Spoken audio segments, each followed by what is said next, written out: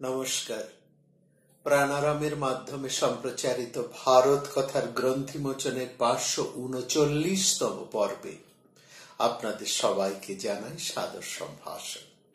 মহামতি অনন্তলালের পরম অনুগ্রহে আমরা প্রতিদিন শুনে চলেছি ভারত কথা। আমরা উদ্যোগ পর্বে রয়েছি, শুনছি যুধিষ্ঠিরের কথা। যুধিষ্ঠির ধৃতরাষ্ট্রকে আমরা দেখছি লোভী বলছেন তিনি লুব্ধক, বলছেন তিনি অন্যায় মিথ্যাচারী। কিন্তু যাই তিনি বলুন না কেন, ধৃতরাষ্ট্রের প্রতি তিনি যে কথাগুলি বলছেন, কিন্তু সমস্ত কিছুর মধ্যেও কিন্তু তিনি শ্রদ্ধা বা অন্যকে তেমন ভাবে অতিক্রম করছেন না। আর আরেকটা জিনিস লক্ষ্য করার, সেটা হচ্ছে ধৃতরাষ্ট্রের যে দ্বিচারিতা, এই দ্বিচারিতা নিয়ে তার স্ত্রী ভাইরা তার সাথে অনেক কথা বলেছে, তার সাথে অনেক ঝগড়া করেছে এবং বারবার তারা তাকে স্মরণ করে দিয়েছেন এবং স্মরণ করে দিয়ে তারা সেই মুহূর্তে যুদ্ধ করতে চেয়েছে। তারা বলেছেন একজন দ্বিচারিতা যে মানুষটা তার দ্বিচারিতা করে চলে, যার কথা ঠিক নেই, যে কথা রাখে না, তার সাথে কথা রাখার কোনো অর্থ হয় না। কিন্তু আমরা লক্ষ্য করেছি যুধিষ্ঠির তার নিজের স্বভাব থেকে, তার শর্ত থেকে তিনি সরে আসেননি। তিনি বনবাস পর্ব প্রথমে কৃষ্ণ যখন যুদ্ধের কথা বলেছিলেন, তখন যুধিষ্ঠির কিন্তু কৃষ্ণকেও থামিয়ে দিয়েছিলেন, বলছেন না, আমার যা শপথ, আমার যা শর্ত পালনীয়, আমার ধর্ম আমি পালন করব। আজকে সেই যুধিষ্ঠিরের মানুষ পরিষ্কার করে তার নিজের বক্তব্য প্রকাশ করছে, বলছেন এবং কথা বলতে গিয়ে যুধিষ্ঠির বলছেন, দেখো কৃষ্ণ, আমরা আমাদের জননী কুন্তিকে রেখে এসেছি বিদুরের ঘরে। আমরা কিংবা আমাদের যারা প্রিয়জন, তাদের পরিপালন আমরা করতে পারছি না। এর থেকে আর বড় কষ্ট কি আছে আমার? ই তো দুঃখতরং কিন্ন যদাহ মাতরং ততঃ। আমার চারপাশে যখন কাশী, চেদি, পঞ্চাল, মৎস্য এবং তুমি স্বয়ং নিজে আছো, এবং তখনও আমি কিন্তু যুদ্ধের জন্য এগোইনি।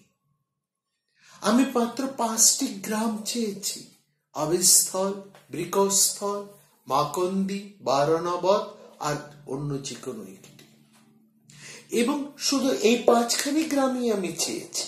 শুধু এই মাত্র নয়, এই 5টি গ্রাম দিলে ভালো, কিংবা অন্য কোনো 5টি, একটা বিকল্পের কথাও এখানে যুধিষ্ঠির বলছেন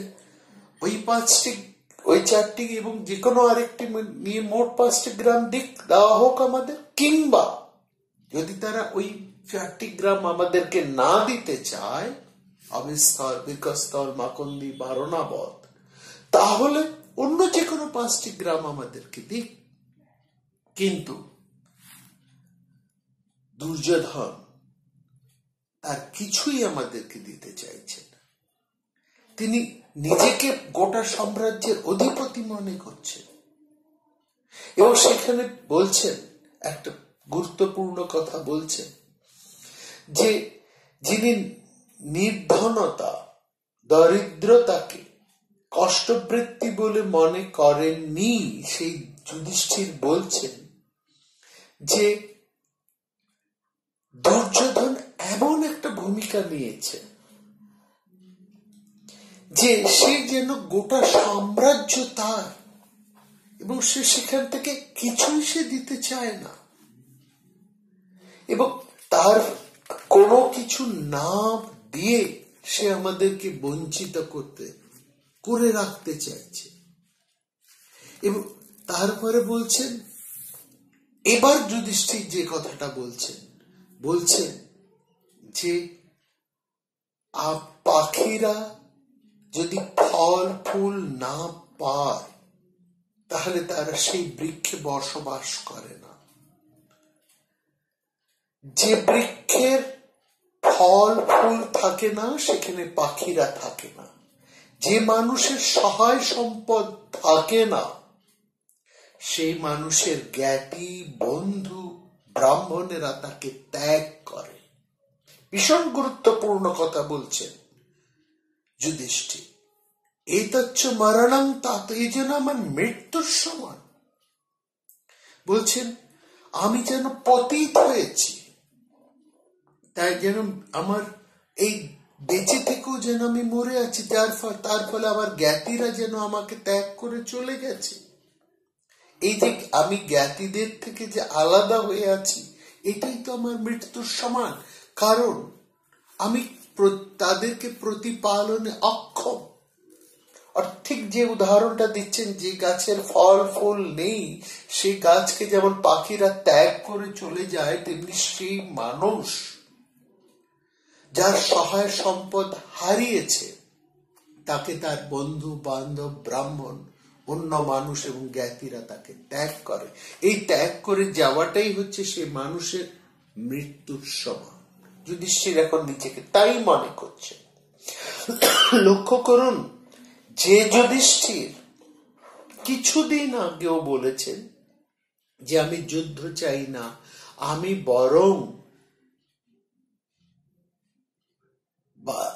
বরং ভিক্ষে করে খাবো। কোথায় ভিক্ষে করে খাবো? না আমি দ্রুপদের রাজ্যে, পঞ্চাল রাজ্যে অথবা বিষ্ণু যাদবদের রাজ্যে গিয়ে আমি ভিক্ষে করে খাওয়াও আমার ভালো, আমি তবু যুদ্ধ চাই না। সেই যুধিষ্ঠির এখন কি বলছেন সে কথাটা আমাদের এবার শোনান। তিনি বলছেন দরিদ্রের থেকে আর কষ্টজনক কোনো অবস্থাই নেই। তিনি সম্বর মুনির উক্তি তিনি বলছেন যে দরিদ্রের থেকে আর মানুষের জীবনে কোনো বড় কষ্ট হতে পারে না। নাত পাপিয়সিং কাঞ্চিদ অবস্থা সম্বর অব্রবিত यत्र नैबाद्यन प्रातः भोजनम प्रतिदिश्यते। ভীষণ গুরুত্বপূর্ণ কথা এটি।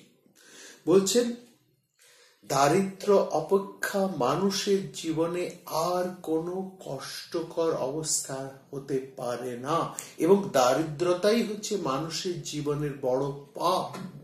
এটাই সম্বর মনু বলেছে। যার আজকে কি খাবে কালকে কি খাবে তার ঠিক নেই, তার এই জীবনটাই হচ্ছে সবচাইতে পাপের জীবন। সেই জন্য বিচক্ষণ মানুষেরা কি বলে থাকেন? যুধিষ্ঠির বলছেন ধনই হচ্ছে, সম্পদই হচ্ছে প্রধান ধর্ম সাধক। একজন মানুষ তার ধর্ম পালন তখনই করতে পারে, যথাযথভাবে তার ধর্ম পালন করতে পারে যদি সে সহায় যুক্ত হয়, তার যদি সম্পদ থাকে, তার যদি স্ত্রী থাকে, তবেই সে তার ধর্ম পালন করতে পারে। আমরা বিশ্বামিত্র মুনির কথা বলেছিলাম। মহা অনাহারে বিশ্বামিত্র মুনির মতন মহাঋষি ঋষি বিশ্বামিত্র, তিনি চণ্ডাল পাড়ায় গিয়ে সেখান থেকে বাসি মাংস চুরি করছে, অর্থাৎ তিনি ধর্মচ্যুত হচ্ছে, স্বধর্ম ভ্রষ্ট হচ্ছে। তাহলে দারিদ্র এমনই একটা ব্যাপার যা মানুষকে ধর্মচ্যুত করে, এর থেকে বড় পাপ আর হয় না। এই জন্য দারিদ্রতাকে যুধিষ্ঠির বলছেন মহাপাপ। বলছেন যারা মানুষকে ধন থেকে বিচ্যুত করে তারা সেই মানুষকে কেবলমাত্র তার সম্পদ থেকে বিচ্যুত করে না, সম্পদ থেকে বিচ্যুত করার সঙ্গে সঙ্গে সেই মানুষকে ধর্ম হতে, কাম হতে, অর্থ হতেও বিচ্যুত করে। অর্থাৎ সম্পদ হচ্ছে এমনই একটি গুরুত্বপূর্ণ জিনিস মানুষের জীবনে, যে সম্পদে বলিয়ান, যার সম্পদ থাকে তার ধর্ম থাকে, তার অর্থ থাকে, তার কাম থাকে। অর্থাৎ সে কামনা পূরণ করতে পারে, নিজের ধর্মকে সে রক্ষা করতে পারে এবং সে মানুষ অর্থ অর্থাৎ সম্পদকে সে রক্ষা করতে পারে। অর্থাৎ কারোকে যদি ধন থেকে বিচ্যুত করা হয় তাহলে আর বাদ বাকি তিনটের থেকেও তাকে একই সঙ্গে বিচ্যুত করে ফেলা যায় বা বিচ্যুত করা হয়। যে ধনক পশ্যন্তি নরসবলম আশ্রিতা তে ধর্ম অর্থং কামঞ্চম প্রমন্থতি নরঞ্চতা। বলেই বলছেন যে এক শ্রেণীর লোক দরিদ্র হলেই সে পতিত হয়ে যায়, সে তখন আর নিজের পরিজনের সঙ্গে সে থাকতে পারে না, নিরুদ্দেশ হয়ে যায়, বনবাসী হয়ে যায়, তার সমস্ত কিছুই নষ্ট হয়ে যায় যদি সে তার ধন ঐশ্বর্য থেকে সে যদি চ্যুত হয়, তার যদি ধন সম্পদ ঋত হয়, নষ্ট হয়ে যায়, অন্য কেউ হরণ করে নেয়। এর ফলে এক শ্রেণীর লোক এই ধন যখন তার কাছ থেকে সরে যায়, সে যখন সম্পদ শ্রী ভ্রষ্ট হয়, তখন হয় কিছু মানুষ উন্মত্ত হয়ে যায়, নয়তো সে অন্য কারো দাসত্ব করে। এই দুটো অবস্থা দেখে। সহায় সম্পদ নষ্ট হলে কিছু মানুষ হয় উন্মত্ত হয়ে যায়, না হয়তো সে অন্য কোনো মানুষের দাসত্ব করতে বাধ্য হয়। এবং এখানে আরেকটা গুরুত্বপূর্ণ কথা বলছেন। কি বলছেন? মানুষের সম্পত্তির নাশ হচ্ছে তার মৃত্যুর থেকেও ভয়ঙ্কর। আপদেবস্য মরণাৎ পুরুষস্য গরীয়সী। কেন? মানুষের সম্পত্তি হচ্ছে, তার সম্পদই হচ্ছে, তার ধনই হচ্ছে ধর্ম এবং কামের প্রধান হেতু বা কারণ। শ্রেয় বিনাশ সিদ্ধস্য নিমিত্তং ধর্ম কাম। এই ঐশ্বর্য সম্পদ হচ্ছে ধর্ম এবং কামের হেতু বা নিমিত্ত। অর্থাৎ সম্পদ না থাকলে তার কামনা পূরণ হয় না, তার ধর্ম রক্ষা হয় না। শুধু সম্পদের গুরুত্বটাকে এখানে বলছেন, একটা অর্থনীতির গুরুত্বপূর্ণ কথাই এখানে বলছেন যুধিষ্ঠির, যে কথাটা আমরা অনেক পরে আবার শুনবো অর্জুনের মুখে, যে কথা এখন যুধিষ্ঠির বলে। অথচ যুধিষ্ঠিরের এই কথাটাকে কেউ কিন্তু পরবর্তী সময় মনেই রাখছে না। আমরা দেখছি কোন যুধিষ্ঠির, যে যুধিষ্ঠির সবসময় ধর্ম ধর্ম করে, ব্রাহ্মণ্য স্বভাবিক যে যুধিষ্ঠির, যিনি বলছেন আমি বরং ভিক্ষে করে থাকবো, তবু আমি যুদ্ধ করব না, সেই যুধিষ্ঠির এখন সম্পদের কথা বলছেন, ঐশ্বর্য ধনের কথা বলছেন, নির্ধন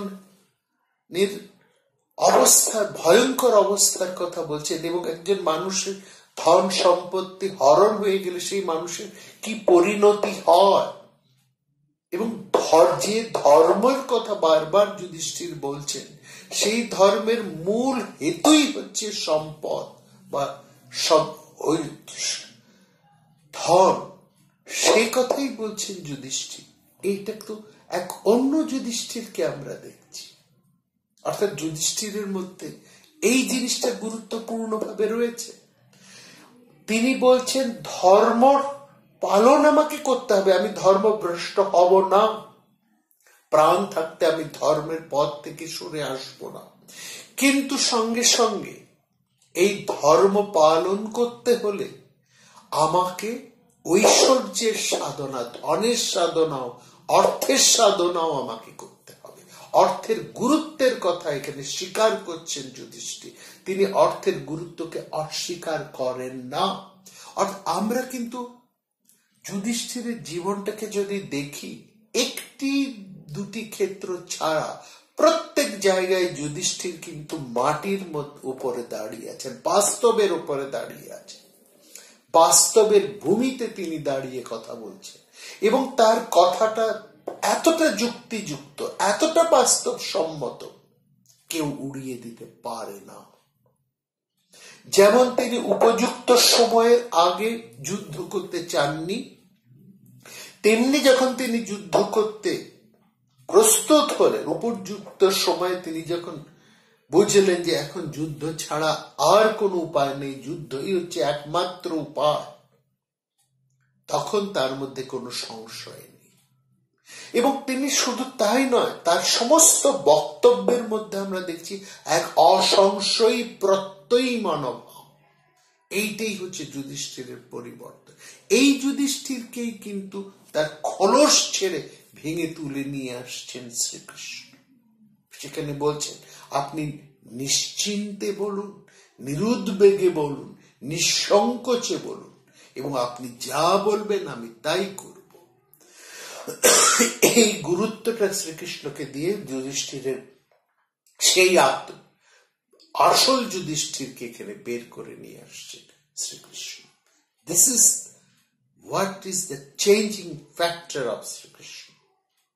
তিনি কি করে যুধিষ্ঠিরকে পরিবর্তন করে।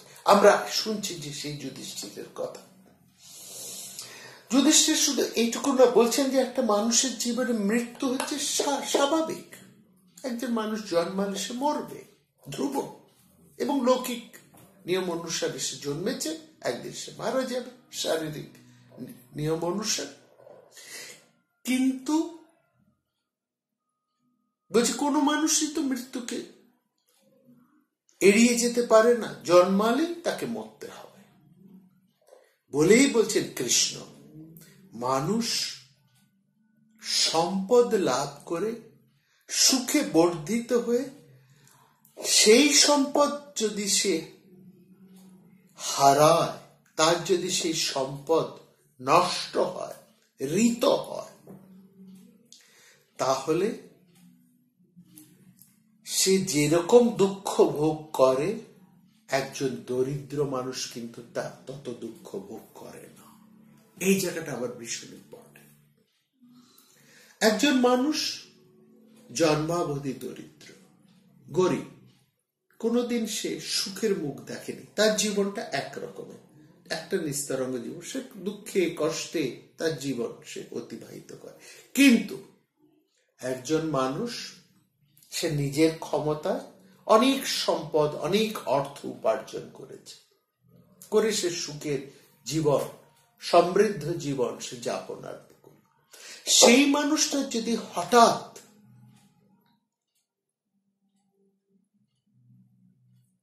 সমস্ত সম্পত্তি, সমস্ত ধন নষ্ট হয়ে যায়,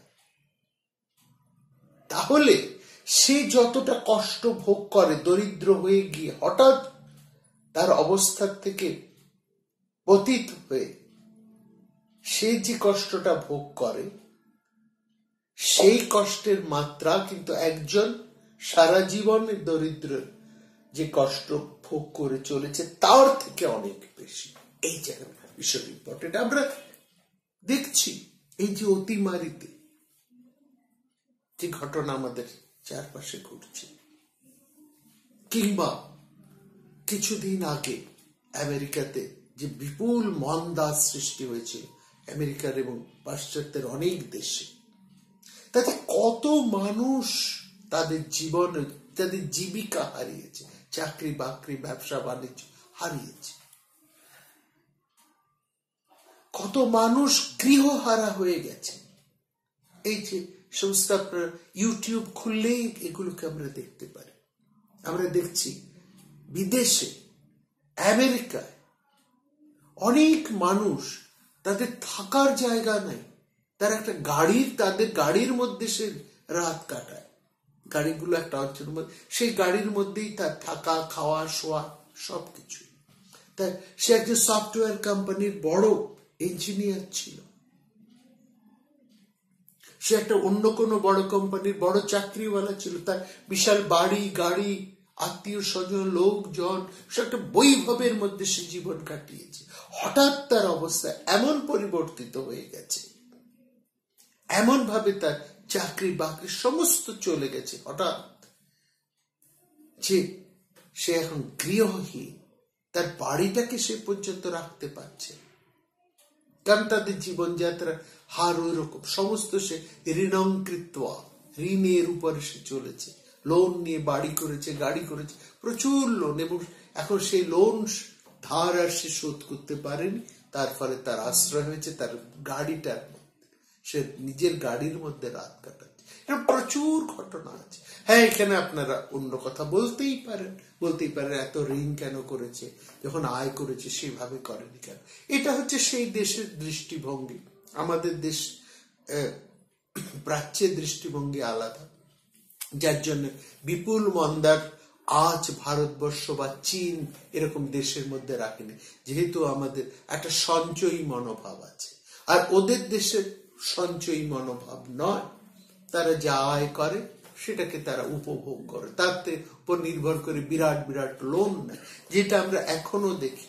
এই দেশে আমরা দেখতে পাচ্ছি যে এখন ছেলে মেয়েরা যারা চাকরি করছে তারা খুব চটজলদি বাড়ি গাড়ি ইত্যাদি করছে, তাদের একটা ঋণ নেবার প্রবণতা আছে সঞ্চয়ের থেকেও বেশি। এই প্রবণতাটা চেঞ্জ হচ্ছে আমাদের এই দেশে, সেটা অন্য প্রসঙ্গ।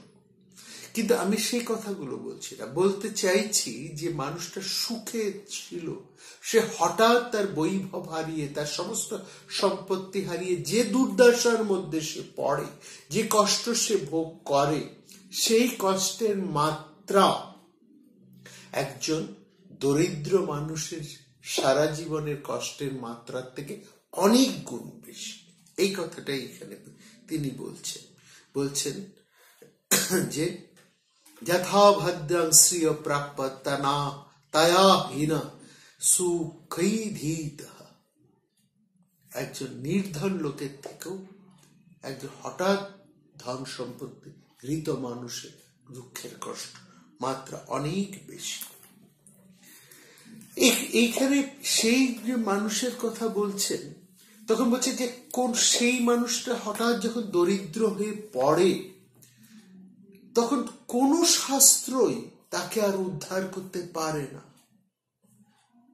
কারণ সে নিজের আত্মবিশ্বাসটাকে হারিয়ে ফেলে। সে অন্যের দোষ দেখে, নিজের দোষটা সে দেখে না। সে এরকম যখন তার মানসিক অবস্থা এসে যায়, তখন বলা হচ্ছে কোনো বুদ্ধি, কোনো উপায়, কোনো শাস্ত্র তার বিপত্তি আর দূর করতে পারে না। তখন সে চারপাশের অবস্থার উপরে সে ক্রুদ্ধ হয়ে ওঠে, নিজের উপর সে ক্রুদ্ধ হয়ে ওঠে, ক্রোধ তাকে এসে তখন আশ্রয় করে, এবং সে যে কোনো নিষ্ঠুর কাজ করতে সে ইতস্তত করে না, এবং সে তখন যে কোনো পাপে লিপ্ত হয়ে যায়, এবং তার সমস্ত কর্তব্য কর্মগুলো তার নষ্ট হয়ে যায়। কিন্তু সেই সময়ের মধ্যে যখন মানুষ তার সম্পদ হারায়, তখন যদি কিছু মানুষ আছে, যেটা যুধিষ্ঠির তার উদাহরণ, তিনি কিন্তু তার এরকম চরম বিপদের মধ্যেও তিনি কিন্তু ধর্মভ্রষ্ট হননি, নীতিভ্রষ্ট হননি, কাণ্ড জ্ঞান থেকে তিনি সরে আসেননি। সেখানেও তিনি কিন্তু স্বধর্ম পালনে ছিলেন। শ্রীকৃষ্ণ এইটাকে তার যুধিষ্ঠিরের বেস হিসেবে ধরেছেন। এইটাকে যুধিষ্ঠির নষ্ট করতেন, এইটাকে শ্রীকৃষ্ণ নষ্ট করেননি যুধিষ্ঠিরের মনোভাবকে। তিনি এই মনোভাবকে সমর্থন দিয়েছেন, কিন্তু তার এই মনোভাবকে, তার এই বৃত্তিকে তার ভাইয়েরা উপহাস করেছে, তার স্ত্রী তার সাথে তর্জন গর্জন করেছেন। ভীম বলেছেন, আপনি আমাদেরকে নির্দেশ করুন, আমাদের কোনো প্রয়োজন নেই ওই অন্যায় রাজা ধৃতরাষ্ট্রকে সমর্থন করার। তার যে নিজের কথা রাখে না, সে অবিবেচক, তার যে বিচার, তার যে মানুষটি ভোগে, তার সাথে শর্ত পালনের কোনো প্রয়োজন নেই। মহারাজ, আপনি আদেশ করুন, আমরা তার বিরুদ্ধে এখনই যুদ্ধে ঝাঁপিয়ে পড়ি। তাদের কথা দেখে একবার কিন্তু কৃষ্ণ যুধিষ্ঠিরকে টেস্ট করার জন্য বলেছেন, হ্যাঁ আমি জানি তোমরা যুদ্ধে কৌরবদেরকে জয় করতে পারবে এবং সাত্যত বৃষ্টির শক্তি তোমাদের সাথে আছে। কিন্তু সঙ্গে সঙ্গে যুধিষ্ঠির তাকে থামিয়ে দিয়েছে, বলছে না, এটা সময় না। আমরা যে শর্ত আবদ্ধ সেই শর্ত পালন আমরা করব। 12 বছরের বনবাস, 1 বছরের অজ্ঞাতবাস। কিন্তু সেটা পালন করার পর তারপরে প্রয়োজন হলে আমরা তখন যে অবস্থা সেটা আমরা করব। কিন্তু সেই সময় আমরা যুধিষ্ঠিরের মুখে কিন্তু ভিক্ষে করে জীবিকা নির্বাহের কথাও শুনেছি। তো এখন যে যুধিষ্ঠির যে কথাটা বলছে সেটার সঙ্গে কিন্তু তা কোনোভাবেই মিলছে না, কোনোভাবেই সেটা কিন্তু আসছে না। সেখানে আমরা নতুন যুধিষ্ঠিরকে দেখছি। তিনি তখন তার নিজের প্রজ্ঞা হারান, সেই প্রজ্ঞাকে তিনি ধরে রেখেছেন এবং রেখেই তিনি কিন্তু এখন এই উপযুক্ত সময়ে কিন্তু তিনি অসংশয়ী। তিনি এখন বলছেন আমরা কোনোভাবেই, শুনুন যুধিষ্ঠির কি বলছেন, বলছেন আমরা কোনোভাবেই আমাদের পৈতৃক সম্পত্তিকে ত্যাগ করতে পারি না। সুতরাং পৈতৃক সম্পত্তিতে উদ্ধার আমাদেরকে করতেই হবে। এটাই হচ্ছে আমাদের এখন কর্তব্য, এটাই হচ্ছে আমাদের এখন একমাত্র ধর্ম। এবং তাতেও যদি আমাদের বিনাশ হয় কোনো ব্যাপার নেই, তাতে আমাদের বিনাশ হলেও কিছু আসে যায় না। আমরা যুদ্ধ করব এবং সেই যুদ্ধে যদি আমাদের মৃত্যু হয় তবু আমরা যুদ্ধ করব, কারণ এখন আমাদের ধর্ম হচ্ছে আমাদের পৈতৃক সম্পত্তিকে উদ্ধার করা। বলছেন প্রয়োজনে আমরা কৌরবদেরকে সংহার করে আমাদের সমগ্র রাজ্য লাভ করব এবং তাতে যারা কৌরবদের পক্ষভুক্ত হয়ে আমাদের বিপক্ষে যুদ্ধ করবে তাদের সাথেও আমরা যুদ্ধ করব, প্রয়োজনে তাদেরকেও আমরা বধ করব। এবং সেখানে যদি আমাদের জ্ঞাতিরা আমাদের বিপক্ষে যান, গুরুজনেরা আমাদের বিপক্ষে যান, তাদেরকে বধ করা অত্যন্ত অন্যায় আমি জানি। যুদ্ধে কিছু ভালো নয় সেটা আমি জানি, কিন্তু তা বলে যুদ্ধের প্রয়োজন হলে আমরা যুদ্ধ করব। এই কথা বলে যুধিষ্ঠির আরো একটা কথা বলছেন, বলছেন আমাদের যা ধর্ম সেটা তো আমরা পালন করব, আমরা তো অন্যের ধর্ম গ্রহণ করতে পারি না। আমাদের ধর্ম হচ্ছে, আমরা ক্ষত্রিয়, ক্ষত্রিয়ের ধর্ম হচ্ছে যুদ্ধ করা। অতএব আমাদের পৈতৃক সম্পদ উদ্ধার করার জন্য প্রয়োজনে আমরা অবশ্যই যুদ্ধ করব এবং তাতে যদি আমাদের বন্ধু, জ্ঞাতি এবং গুরুজনদেরকে বধ করতে হয় আমরা সে কাজ করতে পিছপা করব না, ইতস্তত করব না। এবং যারা আমাদের বিপক্ষে থাকবে তাদের সাথেও আমরা যুদ্ধ করব। Is clear? এই আমরা নতুন যুধিষ্ঠিরকে শুনছি। তিনি ধনের গুরুত্বের কথা বলছেন, এবার যুদ্ধের গুরুত্ব কথা বলছেন। আমরা কি একটা যুদ্ধ উন্মাদী যুধিষ্ঠিরকে তাহলে দেখতে চলেছি, যিনি যুদ্ধ চান বলে ক্ষেপে উঠবেন? এরকম যুধিষ্ঠিরকে দেখতে চাইছি না। এখন আমাদের যুধিষ্ঠিরকে চেনা বাকি। শ্রীকৃষ্ণ চুপ করে শুনছেন।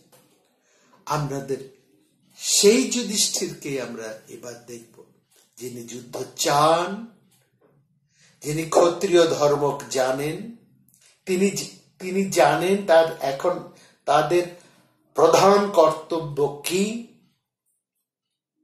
যিনি জানেন তাদের ধর্ম কোনটা, এবং সেই সঙ্গে সঙ্গে তিনি তার উল্টো পিঠটিও জানে, অপর দিকটিকেও তিনি ভালো করে জানেন। এই যুধিষ্ঠিরকে আমরা যুধিষ্ঠির একটা দিককে দেখলাম, আগামী পর্বে আমরা যুধিষ্ঠিরের আরেকটা দিককে দেখব।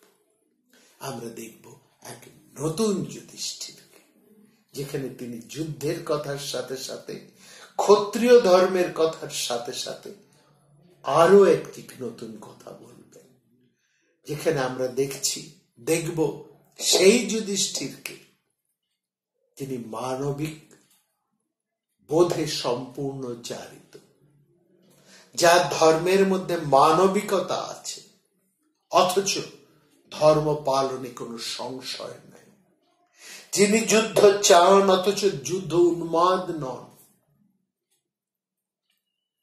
যিনি কর্তব্য পালন করতে চান, কর্তব্য পালনে যিনি দ্বিধাহীন অথচ তিনি নিষ্ঠুর নন, এমনই এক নতুন মানুষকে আমরা দেখব। এই যুধিষ্ঠিরকে কেমন ভাবে তুলে ধরেছেন শ্রীকৃষ্ণ, সেটি আমরা দেখব আগামী